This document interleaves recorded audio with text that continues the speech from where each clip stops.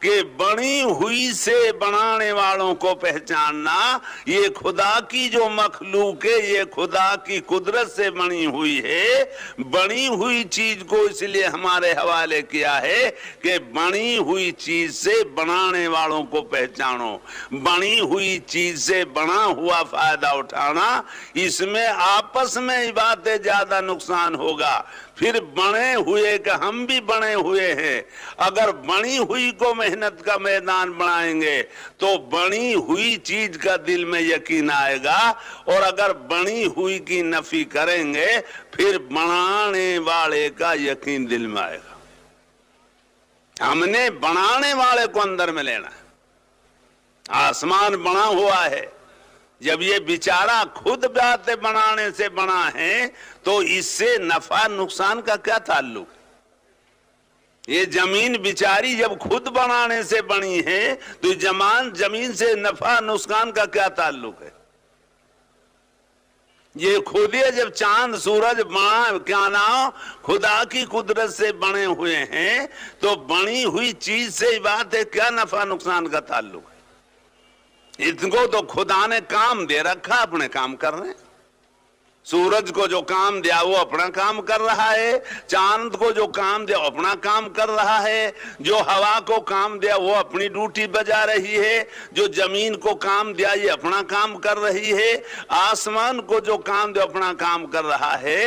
ان کو جو کام اللہ نے دیا ہے اور جتنا دیا ہے اتنا ہی کرتے ہیں، نہ ایک رائی کے دانے کے برابر کم کرتے ہیں، نہ ایک رائی کے دانے کے برابر زیادہ کرتے ہیں۔ یہ اتنے خدا کی اطاعت کے پابند ہے۔ جب بنی ہوئی چیز بات ہے خود بننے میں محتاج ہے تو بتاؤ وہ دوسرے کو نفع نقصان میں کیسے آزاد ہو سکتی؟ سب بنی ہوئی چیز ہے۔ اس لیے میرے پیارے ہو کیا نام آئے دن علماء اکرام سمجھاتے ہیں بنی ہوئی چیزوں سے بنانے والوں کو پہچانو۔ گھڑی سے گھڑی والوں کو پہچانتے ہیں، جوتے سے جوتے والوں کو پہچانتے ہیں، گاڑی سے گاڑی والوں کو پہچانتے ہیں۔ جب ہر بنی چیز سے بنانے والے کو پہچانتے ہیں تو جس مولا نے ساری مخلوق کو بنایا ہے، کیا انسان اگر محنت کا میدان بنا لے تو ان بنی ہوئی چیزوں سے بنانے والے تک پہنچ سکتا ہے، پہچان سکتا ہے، سب کچھ فائدہ اٹھا سکتا ہے۔ اس لیے میرے بھائیو دوستو بزرگو، یہ اللہ کے راستے میں جو ہم کو نکالا جا رہا ہے یہ اپنی ذات پر محنت کرنے کے لیے بہت ہی بات کوئی مشکل نہیں ہے۔ آدم علیہ السلام سے لے کر اور سلطان الانبیاء سید المرسلین جناب محمد رسول اللہ صلی اللہ علیہ وسلم تک سارے نبیوں کی محنت کا میدان یہی دنیا ہے، اور جیسی جو محنت کر کے گیا ہے سب کی محنت میرے بھائیوں سیرت میں موجود ہے۔ جو کچھ آدم علیہ السلام سے ہوا اور کیا وہ موجود، جو نوح علیہ السلام نے کیا اور ہوا وہ موجود، اور جتنے نبی دنیا میں آئے جو کیا وہ سب موجود۔ اور آخر میں میرے بھائی دوستو ہمارے آقا سرور کائنات جناب محمد رسول اللہ صلی اللہ علیہ وسلم نے جو کیا وہ سب موجود، جو کر گیا جو ہو گیا وہ اس امت کے لیے باتیں میرے بھائی آگے کے لیے کیا نہ راستہ بن گیا۔ کوئی دور ایسا نہ گزرا ہے جس میں محنت نہیں ہو۔ اب میرے عزیزو بھائی دوستو اس زمین پر جب محنت کی ہے تو اس محنت کے دوران میں کچھ کام کرنے کے بتائے، کچھ نہ کرنے کے بتائے۔ ہماری پہلی بنیاد یہ ہے کہ اللہ کے راستے میں میرے عزیزو بھائیو ایک تو وقت صحیح گزرنا چاہیے، ایک تو اپنے اپنے وقت کی حفاظت کرو۔ اللہ توفیق دے دے تو بالغ ہونے سے لے کے موت تک حفاظت کرو، ایک منٹ ضائع نہیں ہونا چاہیے، اور خدا کا کوئی حکم چھوٹنا بھی نہ چاہیے۔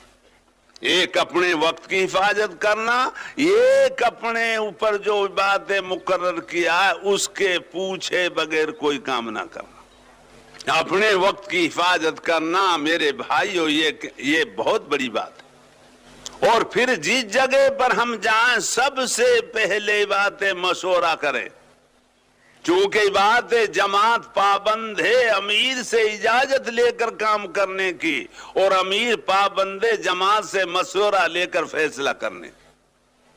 اس لیے میں پرانوں سے دیکھا کرتا تھا کہ جو باتیں بڑے بڑے مسئلے اٹکتے ہیں، جب اللہ کے بندے اس مسئلے کے لیے مشورہ کے لیے بیٹھتے ہیں، کائی کے راستے سے خدا ایسی بات نکالتا ہے یا یوں کہو ایسی راہ نکالتا ہے کہ مشورہ مشکل سے مشکل خدا آسان کر دیتا ہے۔ اصل یوں کہتے ہیں کہ فیصلہ کرنے والوں کے لیے جو فیصلہ آسان ہوتا ہے وہ راہ دینے والوں کی راہ دینے سے آسان ہوتا ہے۔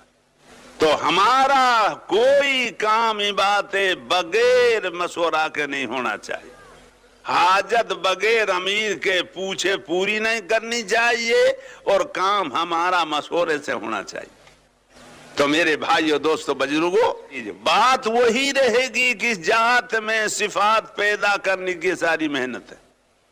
آزادی باغ کے بجائے پابندی وجہ، اس لیے اپنے ذمہ دار کی پابندی ہے، اور اوپر سے چلی آ رہی ہے، اور انشاءاللہ قیامت تک جائے گی۔